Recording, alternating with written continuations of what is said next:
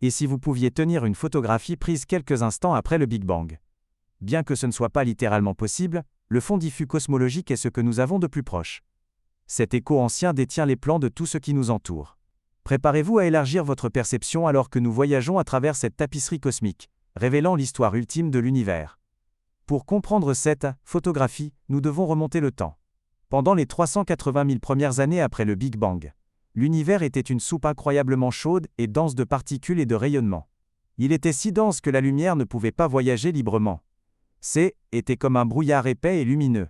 Mais ensuite, l'univers s'est dilaté et a suffisamment refroidi pour que le brouillard se dissipe. En un seul instant glorieux, la lumière fut libérée pour voyager à travers le cosmos pour la toute première fois. La lumière de ce moment voyage encore aujourd'hui. En 13,8 milliards d'années, cette lumière primordiale s'est étirée avec l'expansion de l'univers, passant d'une lumière visible éclatante à la partie froide et invisible du spectre des micro-ondes. C'est pourquoi nous l'appelons le fond diffus cosmologique, ou FDC. Ce n'est pas un lieu, c'est un signal provenant de chaque direction du ciel.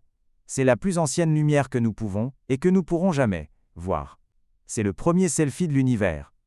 Lorsque les astronomes ont cartographié le FDC pour la première fois, ils ont été stupéfaits par son incroyable uniformité.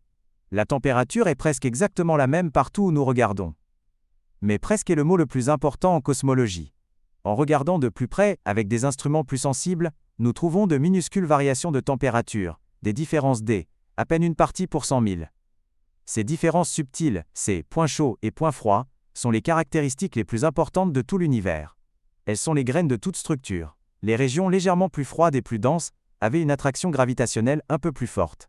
Sur des centaines de millions d'années, ces points ont attiré de plus en plus de matière, finissant par s'effondrer pour former les toutes premières étoiles, les galaxies, et la grande toile cosmique que nous voyons aujourd'hui. Tout ce que vous voyez, la planète sur laquelle vous êtes, l'étoile qu'elle orbite, tout a grandi à partir de ces faibles murmures de l'univers primitif. Cartographier cette lumière invisible a été l'un des plus grands défis technologiques de l'histoire humaine. Dans les années 1990, le satellite COBE nous a donné notre premier aperçu flou, confirmant l'existence de ces variations. Dans les années 2000, le satellite WMAP nous a offert une vue beaucoup plus nette, nous permettant de déterminer l'âge de l'univers et ses ingrédients de base. Mais le chef-œuvre est la carte du satellite Planck, qui nous a donné notre image la plus détaillée jamais réalisée, mesurant ces températures anciennes avec une précision sans précédent. Ces mesures nous ont permis de créer ce que l'on appelle le modèle standard de la cosmologie. Grâce à cette photo de bébé, nous savons avec une précision incroyable que l'univers est composé d'environ 5% de matière ordinaire, celle qui nous constitue vous et moi, 27% de mystérieuse matière noire, et 68% d'encore plus mystérieuse énergie sombre. C'est une recette cosmique, écrite dans la lumière ancienne. Mais la carte la plus détaillée a également révélé les plus profonds mystères. Il y a des anomalies dans le FDC que notre modèle standard ne peut pas entièrement expliquer. Une gigantesque tache froide, qui est plus grande et plus froide qu'elle ne le devrait, et des alignements étranges dans les motifs qui suggèrent une nouvelle physique. S'agit-il simplement de hasard statistique, ou sont-ce des fissures dans notre compréhension de l'univers? Les scientifiques recherchent maintenant dans le FDC les échos d'un moment encore plus précoce, la quête des ondes gravitationnelles primordiales. Celles-ci seraient des ondulations dans l'espace-temps lui-même, générées dans la toute première fraction de seconde après le Big Bang, pendant une période d'inflation rapide.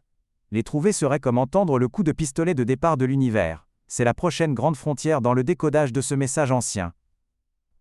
Le FDC ne nous dit pas seulement d'où nous venons.